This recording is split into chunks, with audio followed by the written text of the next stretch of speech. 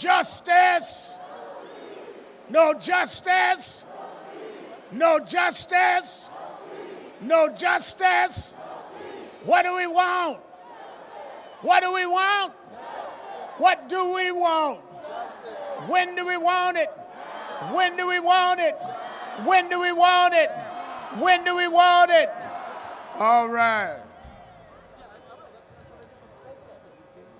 57 years ago, in 1963, there was a struggle in Birmingham, Alabama. There was the assassination of Medgar Evers, the head of the Mississippi NAACP.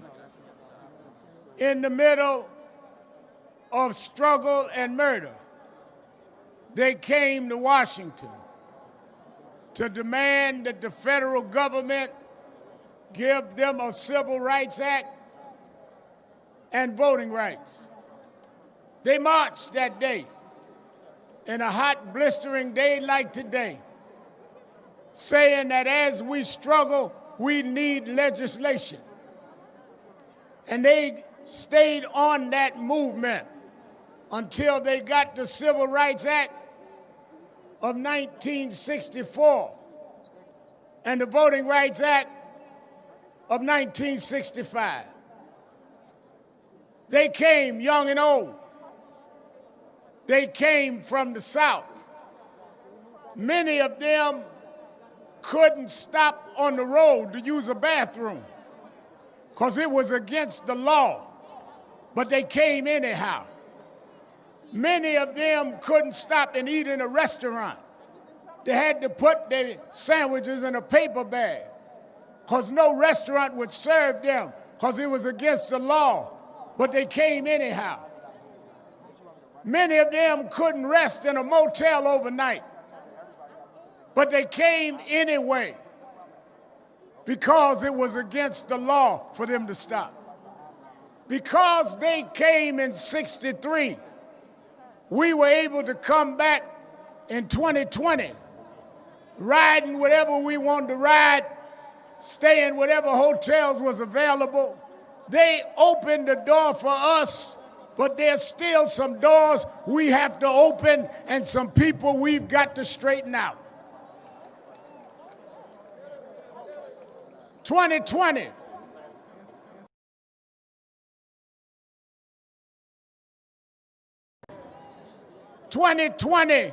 We must deal with those that want to rob our right to vote.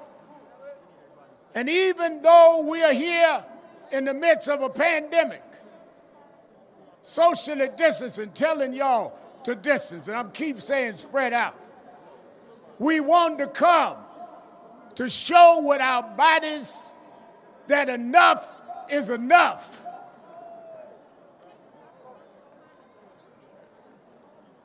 When I was headed to George Floyd's funeral, I talked with Martin III, and I said, you know, maybe we need to go back to Washington.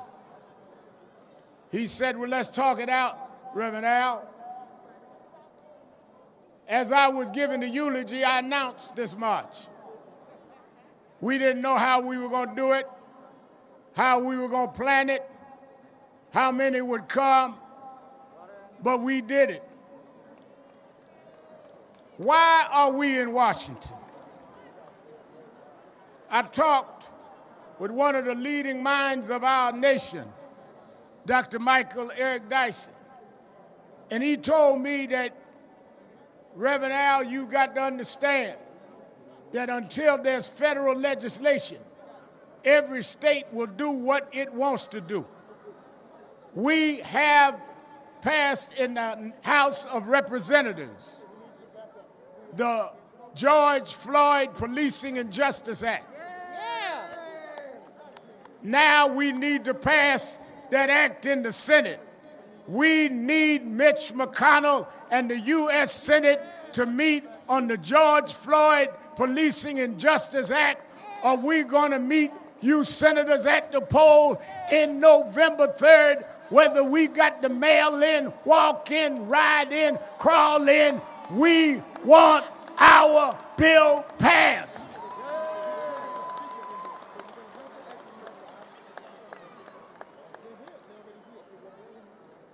Several weeks ago, John Lewis, an outstanding congressman, made his transition.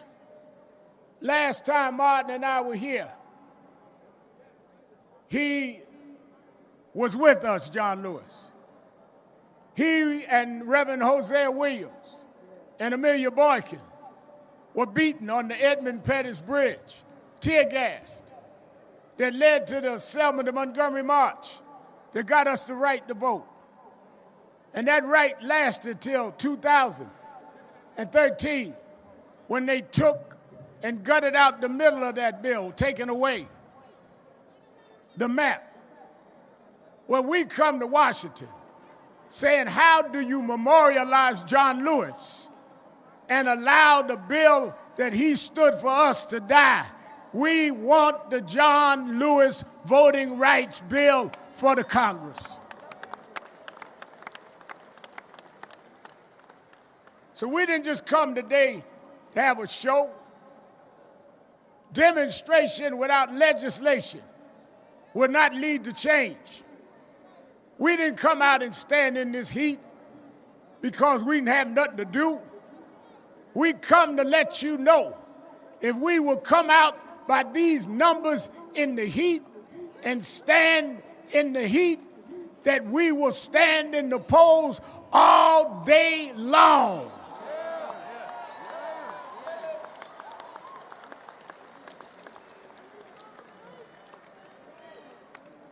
They keep telling me about how it's a shame that black parents have to have the conversation with our children. How we have to explain, if a cop stops you, don't reach for the glove compartment, don't talk back. The conversation. Well, we've had the conversation for decades. It's time we have a conversation with America. We need to have a conversation about your racism, about your bigotry, about your hate, about how you would put your knee on our neck while we cry for our lives. We need a new conversation.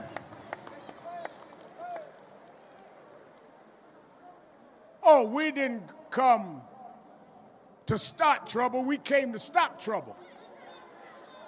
You act like it's no trouble to shoot us in the back.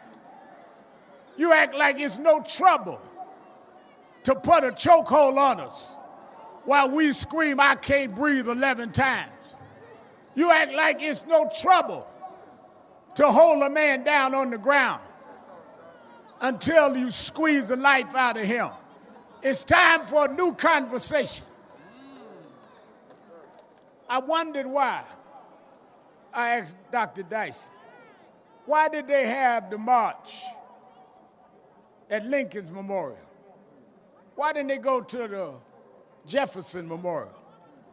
Why didn't they go to the Washington Monument? And he told me, you got to understand, Reverend Al, 100 years before 1963 was 1863.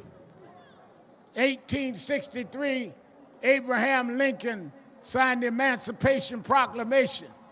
He promised us full citizenship if we fought to save the Union.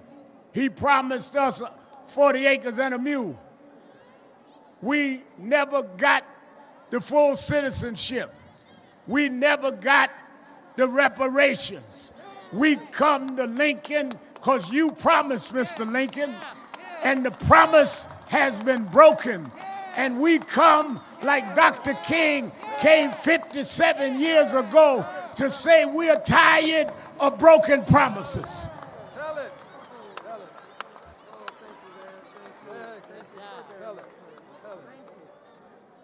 Some say to me, Reverend Al, y'all ought to denounce those that get violent, those that are looting. All of the families have denounced looting. What we haven't heard is you denounce shooting.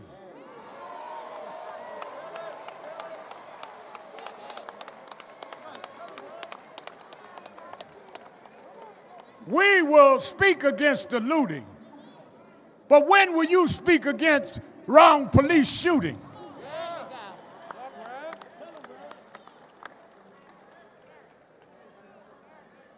I remember Reverend Dr. Y.T. Walker sat Reverend W. Franklin Richardson, who spoke today, and sat us down and said that after the Montgomery boycott and they had gone to Albany, Georgia, and the movement stalled because in Albany they treated them with a certain kindness. They said they wanted to find someone that would demonstrate the raw disregard for rights. And as they did, they went all over the South. And Reverend Fred Shuttlesworth told them to come to Birmingham because there was a police chief there named Bull Connor. And Bull Connor would act in an insensitive and brutal way. Well, in 1963 and 1964, they fought Bull Connor. Here we are in 2020. We've gone from Bull Connor to Bull Trump. We've gone from a mean-spirited sheriff to a mean-spirited president whose lips drink with the words of interposition and nullification. We do not want to be disrespected. How do you speak while this young man, Jacob, lies in a hospital and you won't call his name? How do you sit while Breonna Taylor's in a grave and you won't call her name? How do you sit while Eric Garner's in a grave and you won't call his name? How do you sit while George Floyd is laying in a grave and you won't call his name? Well, Mr. Trump, look right down the block from the White House. We come to Washington by the thousands. We gonna call their name. We gonna call their name. We'll never let America forget what you done. Call their names.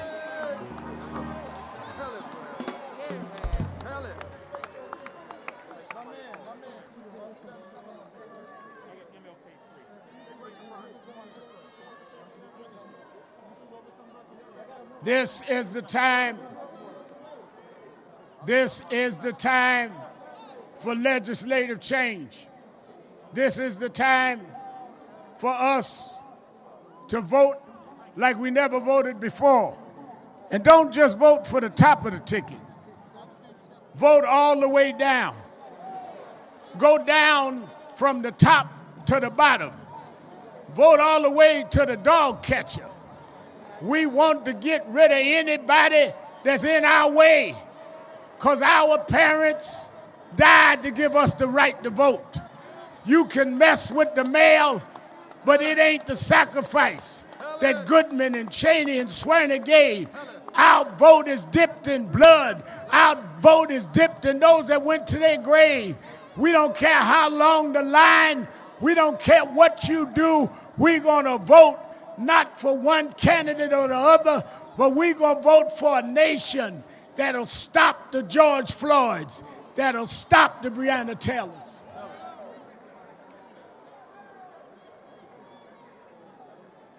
They say when George Zimmerman was acquitted for the murder